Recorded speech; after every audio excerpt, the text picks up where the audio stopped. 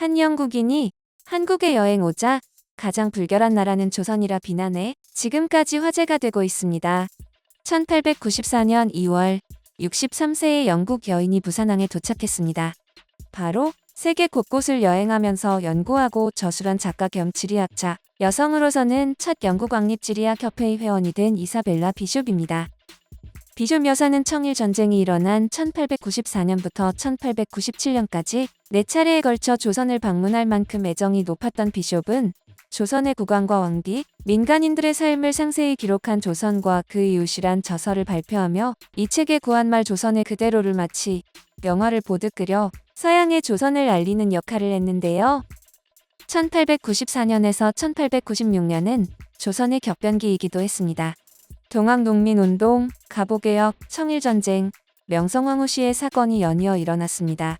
그가 조선을 여행하는 이유는 몽골리안들의 국가와 지리, 민족적 특징을 연구하기 위함이었습니다. 조선은 정치적 불안, 급속한 변화를 어떻게 받아들이게 될 것인지 앞을 내다볼 수 없는 조선 사람들의 운명을 보면서 비숍 여사는 조선에 흥미를 갖게 되었습니다. 이 당시 한강에는 매우 많은 수의 유동인구가 사고 있었지만 전 구간에 걸쳐 다리는 단 하나도 존재하지 않았죠.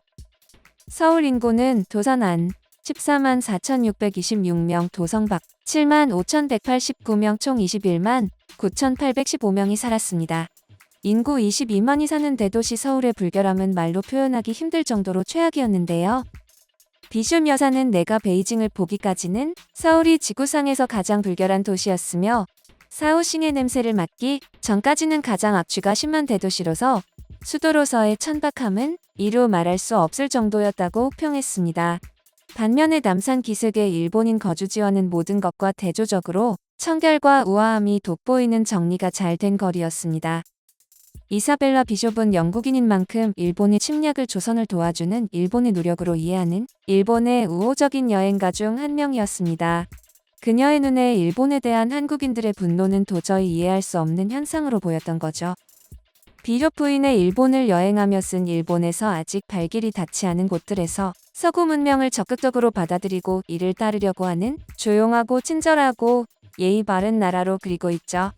하지만 버드 비숍은 한국과 그 이웃 나라들에서 조선인들이 몽골, 중국, 일본인보다도 더 우월하게 비교적 잘생긴 편으로 키가 크고 체격이 좋다는 호평을 했습니다. 한국인은 참 신하다. 그들은 중국인과도 일본인과도 닮지 않지만 그 두 민족보다 훨씬 잘생겼다. 한국인의 체격은 일본인보다 훨씬 좋다며 성인 남자의 평균 신장은 163.4cm로 이는 스트리플링이 1897년 1월 서울 지역에서 1060명의 성인 남자를 대상으로 재어본 결과입니다. 또한 남자들은 힘이 매우 세어서 짐꾼들에게 45kg의 짐은 보통이며 남녀 모든 계층 사람들의 손은 매우 작고 섬세의 손재주가 많으며 도덕적으로 지극히 건전하고 대단히 명민하고 똑똑한 민족으로 한국인들은 스코틀랜드식으로 말의 말귀를 알아듣는 총명함을 상당히 타고났다. 라며 칭찬했습니다. 그녀는 실제 나이가 20대 초반임에도 불구하고 50대로 보이는 한 일본 여성을 예로 들며 일본 여성은 결혼하면 젊었을 때를 알 수 없을 만큼 변하며 피부는 무두질된 가죽처럼 보인다고 하지만 조선의 양반과 주인집 부인은 매우 예쁘고 더할 나위 없이 고운 피부를 갖고 있었다. 라고 하며 한국인의 미를 칭찬했습니다. 이는 한국에 지극한 애정을 가졌던 헝가리의 민족학자 발로그 베네데크 바라소시가 1929년 펴낸 코리아 조용한 아침의 나라의 내용과 동일합니다. 코리아 민족은 양반들뿐만 아니라 가장 신분이 낮은 사람들조차도 귀족의 티가 흐른다. 체격과 외모 면에서도 일본인, 중국인들과 비교해 매우 귀족적이다. 특히 여성들은 일본, 중국 여성들보다 훨씬 미모가 뛰어나다. 또한 머리 전체를 뒤로 따아 넘긴 여성들의 머리 스타일은 헝가리 여성들의 머리 스타일과 매우 비슷하여 퍽 인상적이었다. 라는 내용이죠. 1897년 조선 개항장에 거주했던 외국인 수는 23,000명으로 그중 일본인이 20,000명, 중국인이 2,500명, 영국인은 70명, 나머지 유럽 나라는 10명 정도로 이들은 대부분 선교사거나 외교관으로 호기심 강한 여행가이기도 했습니다. 1894년 겨울 비숍이 일본 여행을 마치고 한국으로 올 때 유럽 사람들은 한국이 그리스 연안 어디쯤 있다고 알 정도였는데요. 이 시기 조선을 방문한 서양인들은 수많은 사진 기록물을 찍고 고향으로 돌아가 자신이 경험한 고요한 아침의 나라 코리아에 관한 책을 써서 큰 주목을 받습니다. 고요한 아침의 나라 조선이라는 책을 쓴 영국인 세비지 랜도어는 책에 실린 모든 사파는 그의 손으로 직접 그린 것으로 일본을 거쳐 돌아본 기타의 탐험가들과 같은 여정으로 조선에 당도했는데요. 그의 책의 내용은 서양 사람들이 조선 여성의 매력을 분석하게 될 때 찬반향론에 부딪히는 것은 사실이지만 평균적으로 조선 처녀들의 매력이 다른 나라의 처녀들보다 못하다고 말할 수는 없다. 일단 아름답게 생긴 한 처녀를 보자. 슬픈 듯한 모습에 작은 달걀형의 얼굴을 가졌다. 그녀는 아치형의 눈썹과 긴 속눈썹 때문에 타원형의 새까만 눈이 부드러워 보인다.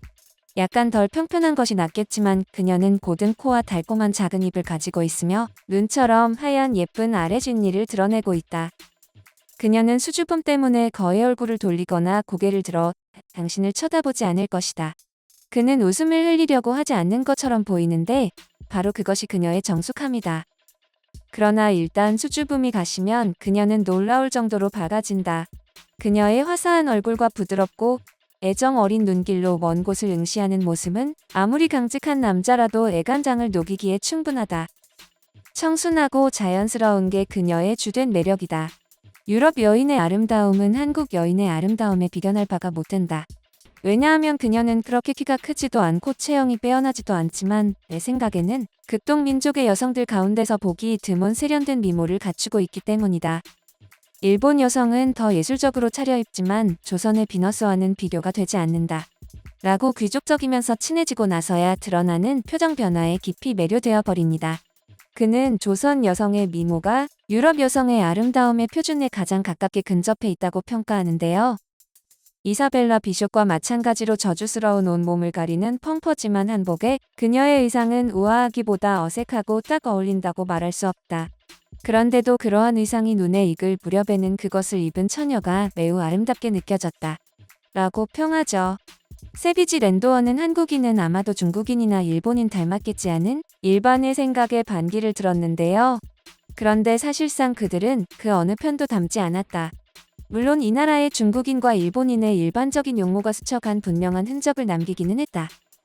체격과 훈혈에 관심이 있는 사람에게는 조선만큼 흥미를 끄는 나라가 없으리라 여겨진다. 라고 말했습니다. 그가 또 주목한 것은 단순한 외적인 모습만이 아니라 쿨한 조선인들의 기질이었습니다. 그는 조선 사람의 인상을 흥미있는 연구 대상으로 규정하며 관찰했습니다. 또한 복원된 사진에는 장식 없는 하얀 두루마기 자락을 펄럭이며 걷는 조선시대 우리 조상님들은 체격과 인물이 현대인이 재현한 것이 아닌가 싶을 정도로 당당하고 멋스럽기 그지없습니다. 담뱃대를 물고 휴식을 취하며 카메라를 응시하는 뱃사공의 모습은 21세기 영화배우라고 해도 믿을 것 같습니다. 오징어 게임 이정재를 보고 한국은 연기를 위해 배우의 인물을 보지 않는다고 짐작하던 외국인들이 단지 슈트를 챙겨 입은 모습에 놀라는 모습을 보면 못생김을 연기했던 이정재처럼 조상님은 평범함을 연기하는 비범한 인물들이었나 싶습니다. 하지만 1890년대 조선을 여행한 서양 관찰자들은 생전 처음 본 서울의 기묘한 모습에 놀라지 않을 수 없었습니다. 마침 1894년엔 동학농 민운동, 가보개혁, 청일전쟁 등 나라 안팎으로 큼지막한 사건이 벌어진 해였는데요. 또한 서울의 거리엔 상점과 상인들이 없었으며 헤세바르텍은 이전에 인도나 중국, 일본 등 각 나라의 도시에 도착하기만 하면 그의 방문 앞에 물건을 팔려는 상인들이 수없이 몰렸지만 오히려 서울에선 상인들을 불러달라 요청했다고 합니다. 하지만 상인들이 내놓은 물건은 허접한 장식품들 뿐이었으며 서울에는 예술가나 수공업자 상인들이 전혀 없는 것처럼 보였다라고 기록했습니다. 놀랍게도 헤세바르텍은 서울 곳곳을 누볐지만 어느 남성들도 일하는 모습을 단 한 번도 보지 못합니다. 그 상황을 이렇게 묘사했는데 그들은 집안이나 집 앞에서 쪼그리고 앉아 중국식 파이프를 입에 물고 빈둥거리거나 골목길 한가운데 둘러 모여 앉아 놀거나 잠을 잤다고 합니다.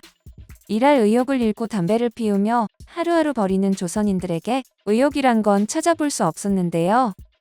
모든 일에는 그 원인이 있기 마련.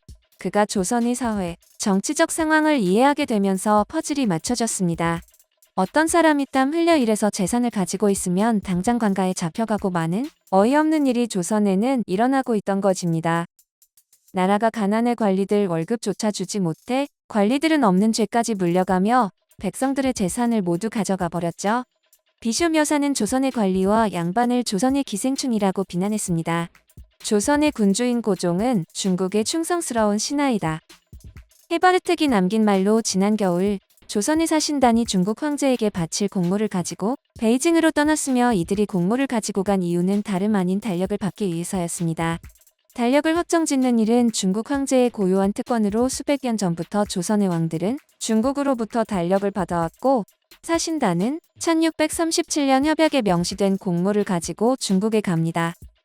그러면서 헤세바르텍은 이런 말을 덧붙였는데 조선이 중국이 아닌 다른 민족을 이웃으로 두었더라면 오늘날 조선은 기본 교양과 교육에서 지금보다 훨씬 앞설 것이다라며 아쉬움을 남겼습니다. 백성이 가난하고 불행하고 지배층이 거짓된 범죄 조직은 그의 말을 정명이라도 하듯 1894년 조선 남부 지역에서 대규모 농민 봉기가 일어나 사건은 종결되는데요.